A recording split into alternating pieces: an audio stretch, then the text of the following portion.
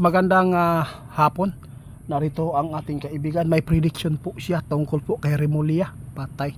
Nakakalungkot po ito guys. Medyo masilan. Masama itong nakita ng ating kaibigan. Hindi po yung isang Remulla kasi si John Vic po yung isa. Magkapatid po ito. Yung isa matanda. Mayroon pong kababalaghan itong nakita ng ating kaibigan na ito po yung mangyayari masama sa kanya, kaibigan. Bakit po? Bakit nakaabot naman taan ng Remulla? Ano po ba nakikita nyo dito? Nako, nakakalungkot naman po ito, kaibigan. Ito yung nakita ninyo. Ito po yung masabi natin karma ito, kaibigan. Maraming mga tao guys na nabulag sa kay Remulla. Akala po nila totoong mabuting taong ito, pero sa totoo lang guys, ito po yung sinabi ng ating kaibigan. Pira-pira lang, di ba kaibigan? Guys, tandaan po ninyo ang prediction ng ating kaibigan. Nakita po ng ating kaibigan ngayon guys na mayroon pong haharapin na hindi maganda kay Remulla. Dalawa po ang dadapo sa kanya. Posible itong maninilikado po ang kanyang buhay sa kanyang karamdaman. Lalo na posibleng madawit siya dito sa problema na kanyang kinahaharap ngayon guys, kaibigan. Ito yung prediction guys ha. Si Remulla, nakitaan ngayon ng ating kaibigan na mayroon malaking haharapin na problema tungkol po sa kanyang posisyon, no? Marami pala siyang alam po natin mai-involve talaga siya dito guys. Kaibigan, bakit po ninyo nasabi ito po ang kanyang masasagupa ngayong 2026?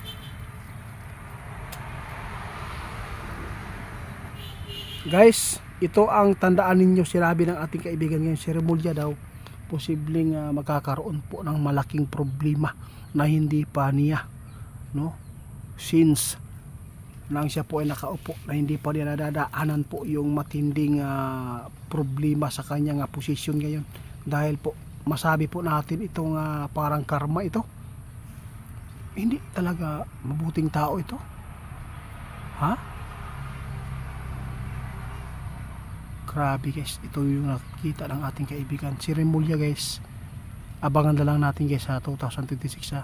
Mayroon po daw pinakamalaking problema na kanyang masagupa, sabi ng ating kaibigan, dahil sa kanyang pamumuno din bilang siya po ay ano po ba ang kanyang tungkulin po ngayon, nakalimutan ko guys kasi hindi talaga tayo nakasubaybay po sa kanya, kaibigan. Bakit po ninyo ito na isingit pa?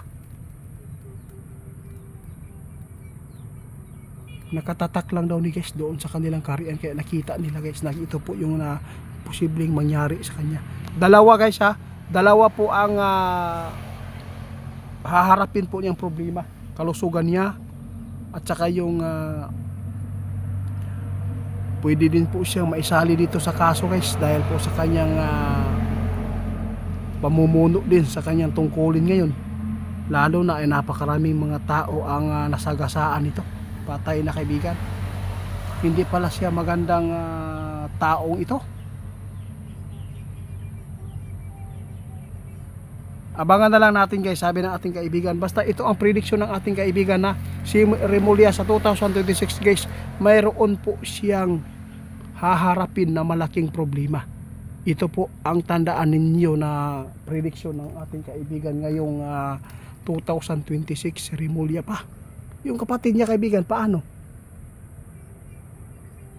Sa bagay, malakas pa yun, sabi ng ating kaibigan. Posible guys na ito ang magaganap po sa career ni Remulla ngayon guys, no? Tandaan ninyo guys yung sinabi ng ating kaibigan na sa 2026 maraming buhay ang mawawala ng mga politiko dito. Yung mga mahilig sa politiko ha, tandaan po ninyo, mag-ingat po kayo, dahil si kaibigan mismo ang nagpaabot nito na maraming buhay ang mawawala dito dahil po sa mga ginagawang kamalian.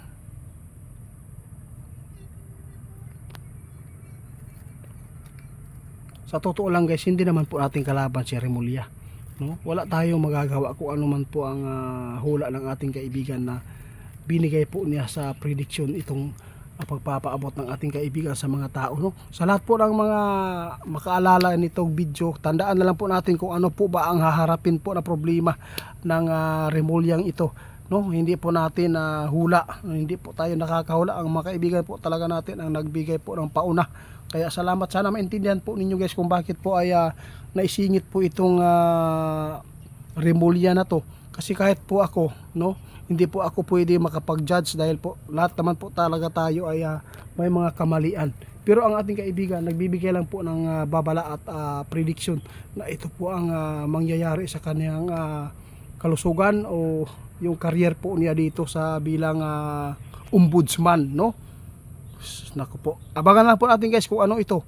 Basta sinabi ng ating kaibigan, malaking problema po ito na dagok sa kanyang buhay.